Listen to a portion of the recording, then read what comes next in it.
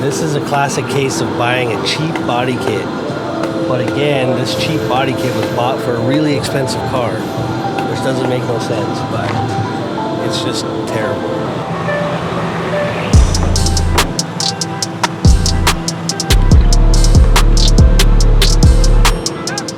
What is this? What is this? What is this thing? Mercedes GTS. It's come to us through another shop, via another shop. So there's had many hands on it. So it's a knockoff It's a knockoff of a knockoff? I'm assuming the CMST tuning kit. yeah, so it's a knockoff of a kit. But I don't know if the original kit was even any good. So the way they do these things is they'll pull molds off of other stuff that's not necessarily on the vehicle.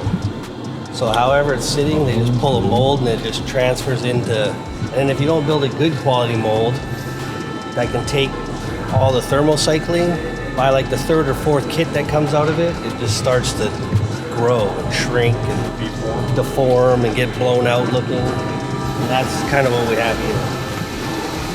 So somebody's made an attempt to try to start making adjustments and layering stuff up, but their approach wasn't great, but you can see how much work we're going to have to do to sort of fit a hand here. get OEM panel gaps in this.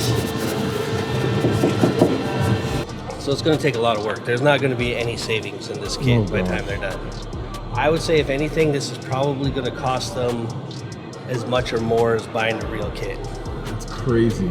But they're so heavily invested now, they have no choice but to follow through. So even at this point, it's not worth it for them to just buy the Well, not only are we fixing kit? a shitty kit, we gotta fix somebody else's shitty work. Yeah. So it's even worse than if they had just bought us a shitty kit. Mm-hmm. So it's just compounded. And then to try to make this look the quality of the car is gonna take a lot of work. And it's not a Honda Civic. No. This is a sick car. And they're literally gonna make it look like trash. So it's probably gonna take us a month, but it's gonna be savage once then. Yeah.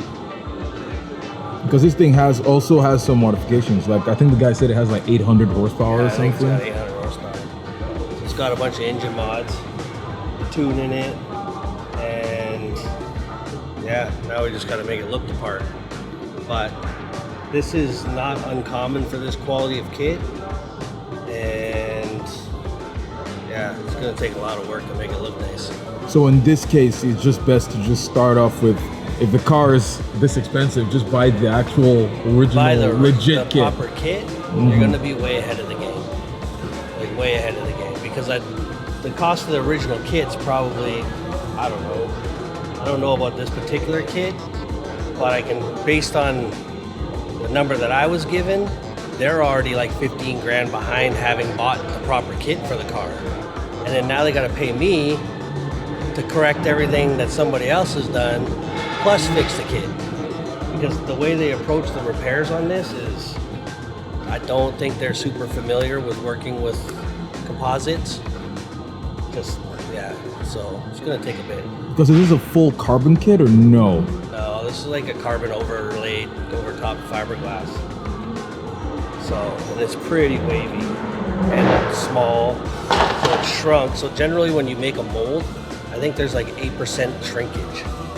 But if you're doing a mold off of a part and you haven't increased the size of the mold and you're pulling it off an OEM part and it shrinks 8%, that's what creates all these problems. And it comes down to a lot of like the quality of the resins you've used, which can help mitigate a lot of that, but this is generally made for as cheap as absolutely possible. Like if you take this off and flip it over, it's like made out of scraps off the floor of making something else. Like it'll be patchy, they won't use big pieces, so it's pretty junky.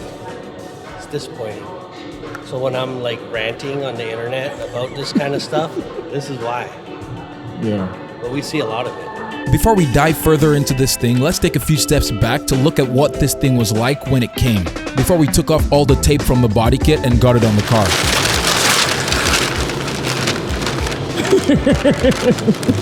Buddy, what the fuck? What is happening? You don't look very happy. No, I am very, very shocked at the way this was done. A lot of jankiness in here. This is the rear bumper for this AMG GT. And yeah, I've never seen people fiberglass over top of tape before. It's pretty interesting. I don't know how somebody expected that to last, but It's so interesting. this isn't full carbon. This is mostly fiberglass and with a carbon overlay.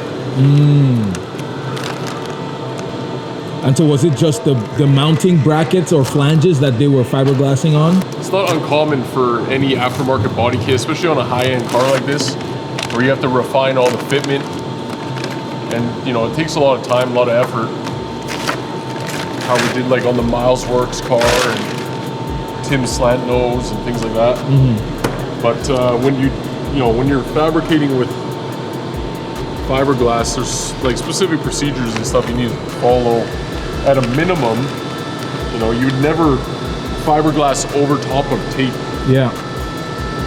Unless somebody was intending to pull a mold off this, but you wouldn't really have to do that. Yeah, there's just a lot of things that I'm seeing that are no-nos already, so that's not fun. Sometimes it's just easier to do it right the first time. We're gonna have to open all this stuff up, and go over everything, see how these things fit. Looks like they've already been refined, but like I said, the work that's been done to these already isn't quite to our standards. Like this right here, for example, like they literally fiberglassed over top of tape. So now like you're relying on that tape. Tape's not a structural part of fiberglassing. So. Yeah. And also when you're working with fiberglass, if you're going to reglass certain areas or whatever, you want to expose the raw fiberglass underneath. You don't want to leave any gel coat or any paint or primers or anything like that. You would take it down to a raw fiberglass to the raw fiberglass, and then you finish all that stuff at the end with primers and fillers. So if you do over the gel coat, it's not going to be a strong enough bond? It won't stick. Like it might stick for now until you put the car in the heat a bunch of times, and then it'll delaminate and create all sorts of issues. And it is crazy. It's crazy to that see, it's you know, on an expensive car. this Like AMG that's the thing. GT, it's a beautiful car. You know, like it's a shame. But that's, I mean, well, we're correcting it. Well, that's why the car's here. Yeah. So hopefully.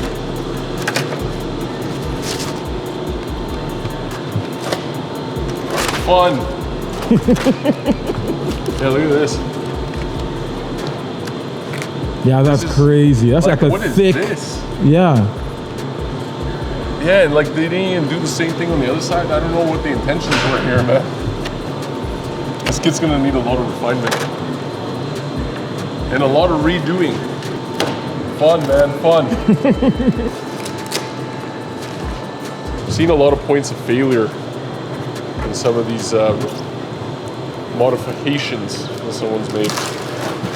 Look at this. Look on this side. They literally put the tape in here and then went over top of it. So all of that stuff is gonna have to be... It's gonna get reversed. We gotta remove all this material they've added, remove the tape, prep the surface properly. They just resined over the tape. And then they just fucking, so they put carbon here, they just resin over this with some fucking fillers. Whoa, look at that. A self-tapper to hold the reflector in? That's fucked up. That's not good. Oh boy, oh boy. Oh man, this side too. Looks like the overlay is splitting from the back because there must have been air or just bad adhesion there. Yeah, so this is not a real carbon. No, this is not real for sure. Carbon overlay on top of fiberglass, and like you said, it's all releasing from the actual fiberglass. Right where the exhaust is too, as this gets hot, it's gonna Delaminate. It's pretty much gonna separate. I don't understand the excessive use of tape. In some of these spots, none of this shit makes sense. Well, if you think about it, it's like we built this flange from scratch, this whole section. Looks like maybe it was probably like really flimsy or something. It must have or damaged in shipping. Must have broke and he tried to recreate it. what the fuck is going on here. I see shit like this and I feel bad for the owner. Look at this. This is so fucked. You see that corner of the bumper right there that's hanging? Yeah. They built it out like this fucking thick, and then the other side they didn't touch, but it doesn't even require it. Right now, what I'll do is I'll put together a list of the things that I'm pretty sure we're missing. But we're gonna have to cut all this shit in. Yeah. Like we've got to decide on a thickness, and then keep it all the same. Keep it all the same. Yeah, because you look down here. Yeah, look at this. Fat there. There's fat, all, and then like it tapers into nothing. 3/8 here and nothing here. That's all that time-consuming stuff, right? That building up this bumper. I'd say the rear bumper is pretty good. It's not horrible. We're gonna get all this mounted and bolted in place, and then start cutting all this in. Yeah, but I'd say this. Don't buy eBay kits. This bumper's probably a week and a half, maybe 2. Probably. We have a lot of work to do to this AMG GTS, so stay tuned for the next episode where we dive further into this thing. Thank you guys so much for watching this video. If you liked it, give it a thumbs up. And check out our Patreon for more perks like getting videos early, getting discounts to merch, and a lot more. So we will see you guys later. Bye-bye.